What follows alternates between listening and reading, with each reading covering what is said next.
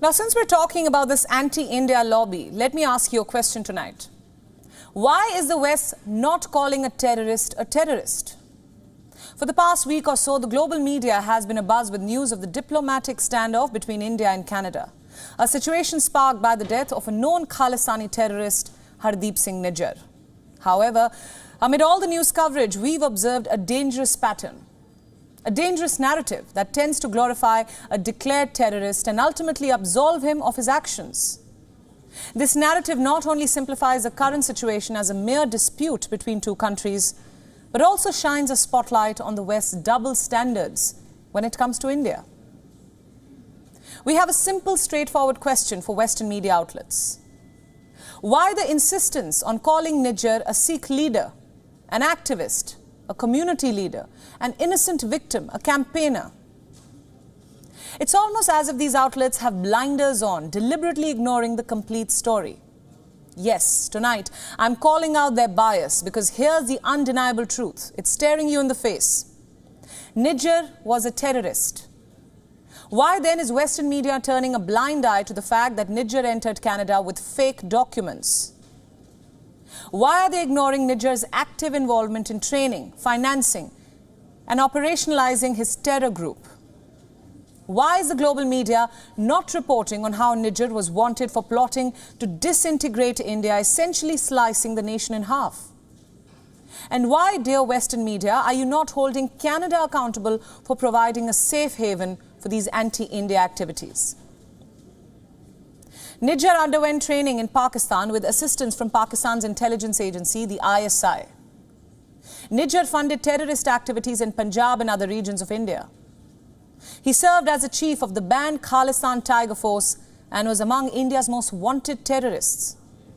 Nijjar organized arms training camps in Canada where he instructed individuals in the use of firearms such as AK-47s, sniper rifles, pistols. He had also sent individuals to India to carry out targeted killings and attacks against religious figures. And that's not all. He called for banning Indian diplomats from participating in events organized by local gurudwaras in Canada. All this evidence of Nijjar's history, his travel, terrorism activities, threats, all this has been detailed in a dossier compiled by the Indian government. Many times in the past, India has shared these details about terrorist Nijjar with Canada, repeatedly so. New Delhi has expressed concerns about his presence in their country. However, Ottawa tossed all these concerns aside quite literally. Until earlier this year, on June 18th, he was shot dead by two unidentified assailants outside a Gurdwara in Surrey, a city in British Columbia and Canada. Over this terrorist death on Canadian soil, Canada has launched a diplomatic offensive against India.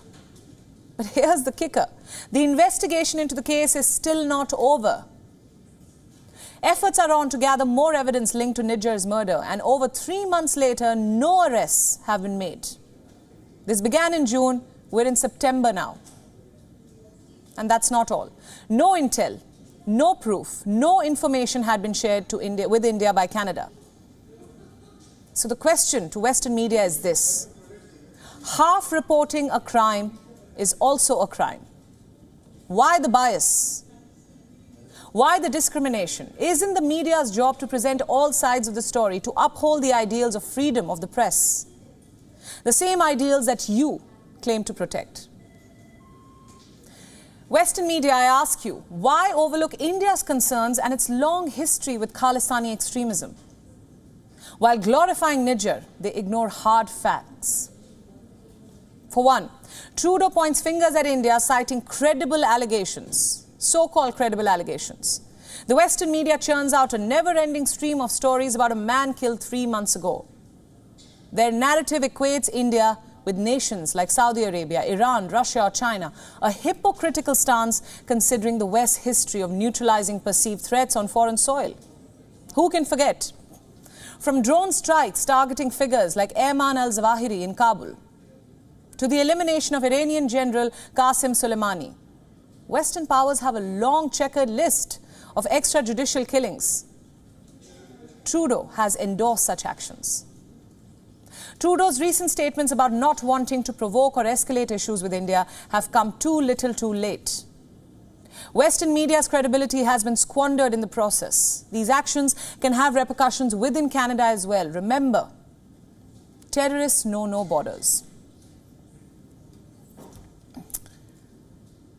WION World is now available in your country. Download the app now and get all the news updates on the move.